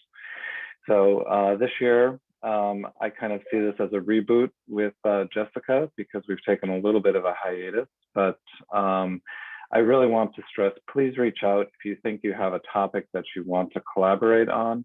And not only from a practical sense that it kind of spreads the workload, but it just brings so many more perspectives to the table. Wonderful. Yeah, thank you so much, Daniel and Jessica. We'll jump, we don't have anybody from Revit here. We'll go to SCUP. And I think we've got Debbie and Nusha. And I think That's right. Donna may have left the meeting early. Donna had another event that she had to get to. Okay. I'm not sure how we got down in the R's here. I think I think of us as a B, but you are. I'm sorry. But we're happy to be here with this amazing group of people. It is exciting to see people almost in person. My name is Debbie McDonald, and I'm the higher education market sector leader at Jacobs. My pronouns are she and her. So this committee's been around for 20 plus years. Donna Donaio and I have been co-chairs. Donna was a founding member of the committee. She has since passed the torch, and Nusha Arndt, who is also on the call, will follow my overview with some explanation of some of the sessions that we've done. Historically, we have planning meetings once a year in August or September, and where we come up with ideas, we brainstorm. It's an open session. People come with ideas, and we encourage them to volunteer their colleagues to do sessions, volunteer people in the industry to share their knowledge. Typically, we have them on campuses, and we find a new venue or a sort of an inspiring venue on a campus that's related to the particular topic or theme that we want to explore. And that's been well received by the group. In addition, Donna and I have for many years, until about 2 years ago, we meet every 2 months or so at the Parker House breakfast. We at 7:30 in the morning and really talk about the progress and how we're doing and how things are going. That will change, and Nusha and I will have to find a new venue, hopefully that can be ours as we continue forward. Parker House is nice though. If the on-site piece is critical, because we are talking about campuses and issues and trends in higher ed. Anyone who's been to any of our meetings has heard me say that we're all here to raise the bar. And we're raising the bar as architects, institutional people, and consultants. It's really us coming together, thinking together about how we're going to facilitate positive development in spaces on campus. So we're in a weird time right now. We're planning an upcoming session. We tried to do this in December, but I think schedules got in the way. But we spent some time, lots of sessions about the pandemic. We've sort of now, after 2 years, are kind of wanting to look forward. So we're starting to look forward. We have done that this past year. Nusha and I are planning a session on silver linings because there are positive things that we're taking forward. So we want to really share positive things on a personal level and a professional level on higher ed that we are taking forward. So I invite anybody, it'll be a pecha kucha, I can't write that because I think it's copyrighted, but people bring in their slides. We've done this before. It's lots of fun. It's very social. People bring in slides and the intent is that they're going to show one sort of what you move forward with. I mean, because we all like to lament about what's terrible about the pandemic, but what have you learned and what will you carry forward? And the other one is on a professional level. It could be technology, it could be open outdoor spaces, it could be a lot of things that we've learned that are positive. And so that's all pretty exciting. I believe, and people have talked about this, because we have the events on campus, in person is important to us. But I think there are also lots of great explanations about people being able to come from further afield, more people being able to participate. Neusha and I are talking about a balance between in-person and virtual that we will carry forward because I think that is the new kind of strategy. You can see some of our BSA sessions on YouTube. You know, ours is a culturally, our committee, just because we're higher ed, we are collaborators and mentors. So Neusha will explain a few of the sessions that we've developed that go to that. So with that, I'll ask Neusha to share some of her thoughts. Thank you, Debbie, for the introduction. And I should say thank you to Debbie and Donna for inviting me to their team and giving me an introduction how to be able to connect to this community. And if any of you ever wondered how to basically how the giants of an industry are helping the next generation of leaders and designers to grow in this community, basically just reach out to Donna and Debbie and they can explain to you. And that's just amazing how they're helping me, and hopefully I'm helpful to helping our community grow. As Debbie mentioned, I'm Neusha Arendt, project designer with Perkins & Will. And if you want to spend the next 2 minutes that I'm talking, stretching a little bit or like moving on your chair, feel free because I don't feel offended. I know most of you were sitting on your chairs.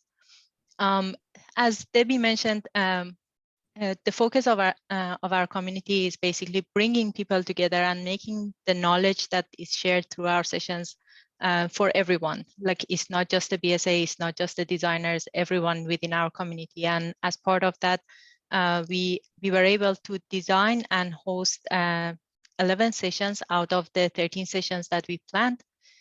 We planned for one in-person session that unfortunately it got canceled due to the weather, and one other one got canceled due to other predictions.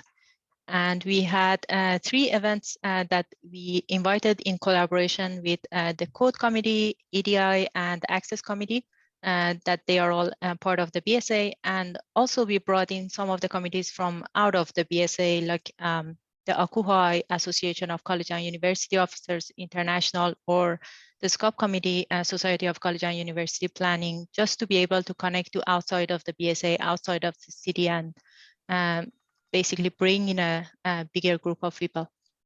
We had sessions that it just reached the cap of BSA presentations. We had more than 200 people joining our presentations, and we had sessions, as you mentioned, that it had a lower number of people joining, like 30, 40 people. But they were all well received, and they, thanks to Susan, they were all recorded and they are available on the BSA website for you to watch. We had about 25 people from different and diverse groups of backgrounds to attend as presenters or moderators. And that concludes our past year. Looking forward to the new year. Thank you, Thank you. Neusha, very much. Okay, Michael Bourne in SketchUp. Hey, can you hear me? Yep. Oh, great. Okay. I had mic trouble, so I wasn't sure if it was going to work. Hello, everybody. Great to see everybody, and so many faces and names that I have seen for all these years. My name is Michael Bourne, and really, it's so amazing to see the dedication, the passion. 60 people. It's so fantastic. Anyway, enough about that. I am the chair of the SketchUp Bootcamp. I'm an architectural illustrator, and we're currently in our 10th year of the SketchUp Bootcamp. And the goal really is to help people learn SketchUp quickly, to address the common pitfalls that people have. They're starting up with SketchUp, and then some of it is confusing. While it's a simple program, there's some things that if you know how to do things, they would just work better.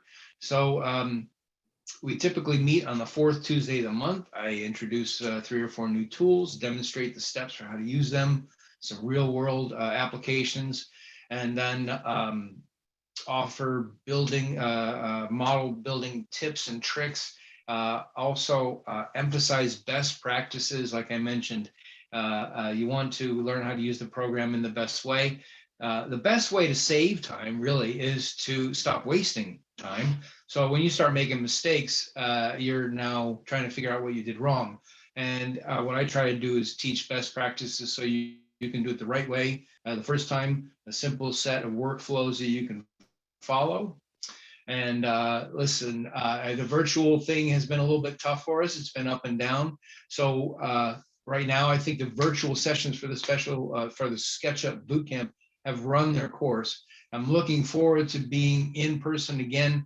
A lot of the energy comes from getting questions from people in person. I get a lot of people who are passionate about SketchUp and a lot of questions and a lot of input and a lot of energy. Virtual sessions pretty much become a performance art piece. And so it's a very different vibe. And I'm really looking forward to being back in person again. So nice to meet all you guys. And thanks again. Thank you, Michael. Okay, Small Practices Network, Christina and Kristen. Hi, Kristen had to hop off for another meeting. Okay. Kristen and I, we co-chair the Small Practices Network, and we're a group that is focused on the architectural practice for smaller firms, typically from 1 to 12 people, although everyone's welcome to our meetings.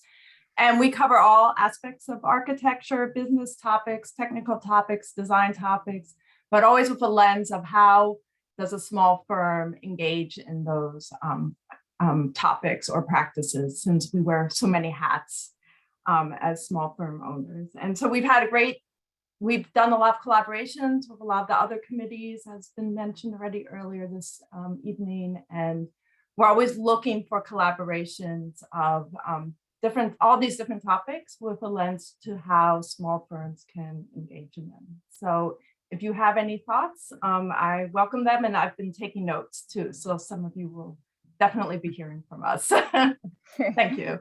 Thank you, Christina. Okay, let's see who's next on the list. I lost my list. We've got Sustainability Education, Esther, and along with Esther, we have, I'm forgetting. Hi, Jeff Berg. Thank you. Had a blank brain cramp. Hi. Jeff, could you introduce us?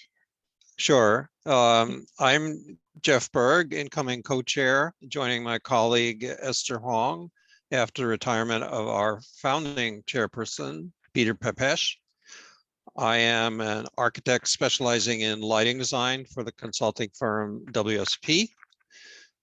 Our mission, as originally defined by Peter, is how to educate architects to design sustainable buildings. That's pretty broad, and I would say it's not a stretch to say it's universally accepted practice now, and it was not when Peter started. We sponsor presentations on both projects and policy relating to sustainable design. I hope to emphasize resources and teaching tools, since we call ourselves an education committee. In past years, we have had joint sessions with the Committee on the Environment and the Building Enclosure Council. I would be delighted to see make arrangements like that again. And maybe Esther, you want to add some comments? Sure. Thank you, Jeff, for introducing us. So as Jeff mentioned, SEC, it's began actually back in 2012 with Peter Pepesh. He just recently retired.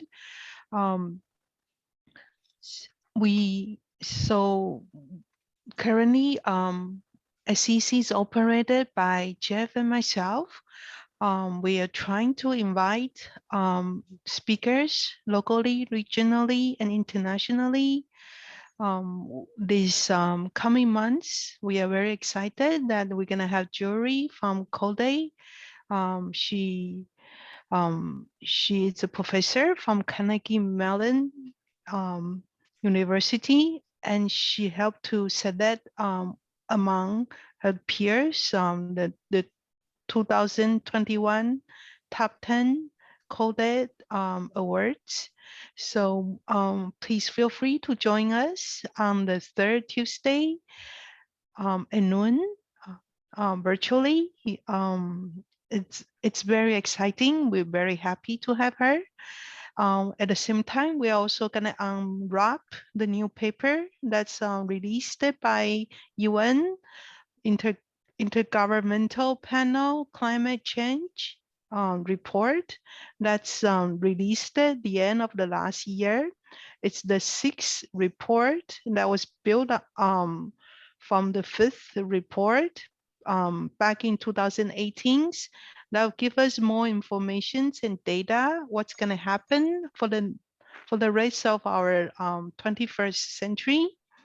And so how we can better prepare ourselves and as professions that practicing in our industry, that we can have a better building and better serve our clients and our colleagues, that can reduce the impact of our building footprint.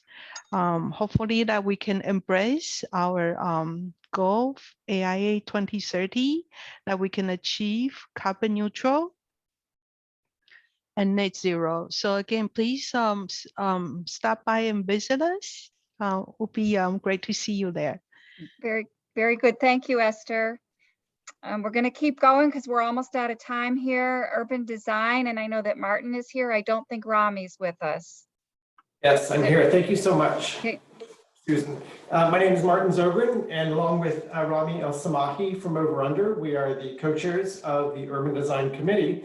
I'll keep it very brief and just mention a few things that we've done in the last year and a half, particularly those activities which have overlapped with some of the other knowledge committees. We did a panel this past year on healthy streets and shared spaces with the Access Committee and Josh. Affordable housing, as Ganesh mentioned, from architect as advocate to the missing middle with Ray and Ganesh.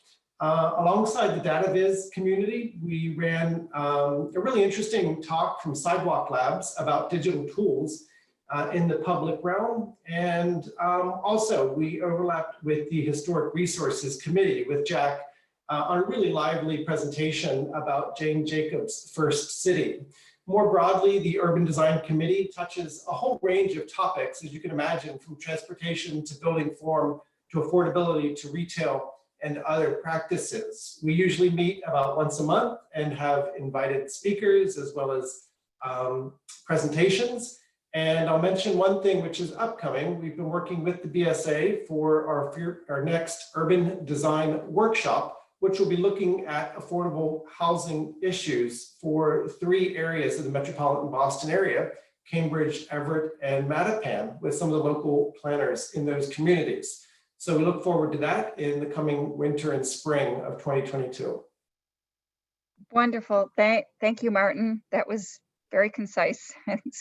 And then we've got Brian, and I think Shelley's here still with Vectorworks. Hi, I'm Brian Jerez, run the Vectorworks user group. It's a software, BIM software that we teach with, mainly a lot of sole practitioners in our group, showing them that, even as a sole practitioner, they have the potential to be able to, do BIM modeling with the software, produce quality renderings to sell to their clients. The nice thing about the software is it's sort of diverse cross-platform. We don't have just architects. We also have cross-section from landscape, some theater designers, event planners. So we sort of broaden the appeal of just architecture, spread the word a little bit more about the BSA to a larger community. We usually meet once a month and go over various topics and best practices for using the software and designing, executing your design visions. Okay, and is Shelley still with us? Does she want to introduce herself? Are you there? You're muted, Shelley. Sorry, I'm Shelley Ziegelman, and I'm always happy to support Brian. He's the expert on this matter. Okay, well, thank you both. It's always good to see you both. And last but not least, Women in Design, Mary McCarthy and Genevieve Frank. Hi all, I'm Genevieve Frank. I'm an architect at Icon Architecture. I began as a leadership co-chair in 2021, and I'm joined this year by Mary, who will give her introduction in just a moment. So Women in Design is a really great organization. We're pretty active. We usually have a lot of events because we have so many subgroups, including professional development, mentoring, design and networking, awards, and of course our symposium group. And it's a really great community, and we're definitely open looking for other collaborations, and Mary will expand more on our goals for this year. Sure, and hi everyone. Good to see those of you still on the line. Mary McCarthy, I'm an associate at Feingold Alexander Architects. I'm an architect there.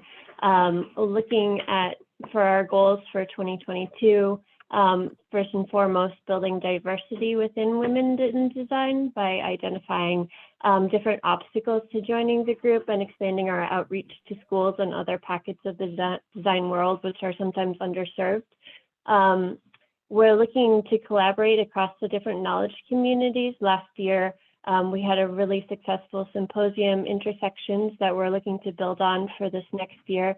That'll be in November again. And we're looking, last year we collaborated with the BSLA, thank you Gretchen, and Bossanoma. Julian Phillips was great from there. And we understand that there are so many overlaps between these groups, the different knowledge communities, that we're looking to build upon those, again, in the Intersections theme. So that'll be next November. We're looking to explore opportunities to engage with the Action Lab that the BSA has created. Our membership is really interested in seeing where that's going. We have a few events coming up, including a rescheduled tour of the Jackson Square from neighborhood, which is a holdover from the Intersection Symposium that wasn't able to happen in November. And we welcome anybody who's interested. We have a steering committee meeting coming up in February, so you'll see that in your calendar. Okay, wonderful. Thank you both, and thank you all. This was inspirational to listen to. I appreciate you all. I'm so grateful to work with such a wonderful group of people. And I'm happy that we recorded it because there's a few other chairs who are going to be watching in that weren't able to be here. And I know that they're also looking for ways to collaborate. So really appreciate you hanging in with the time. I know it's a long time. For those who have done this before, they know this is the way it goes, and then everybody's kind of tired, but then we break out the beer and the wine and the pizza and the, you know, all the snacks, and everybody comes to life again. And when we're together, then people chat and they swap numbers and they swap email addresses and so on and so forth. I had hoped that I was going to announce a date for us to all get together, a meet and greet for the chairs. But because of COVID, I'm going to hold off, but I will be in touch with all of you so that we can all be together in person when it's safe, and just to network with the other chairs. And I did see some comments in the chat about making it possible, you know, creating some kind of way for chairs to get together less formally than this probably, but to share ideas. And so we'll definitely put that on the list. But for now, just want to say thank you all. You're wonderful. And I hope that you all have a great evening.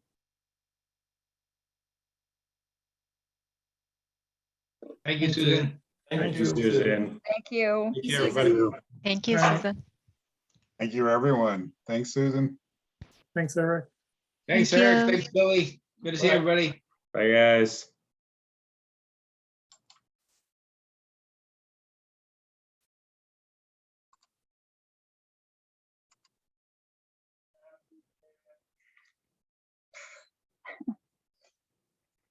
I'm amazed that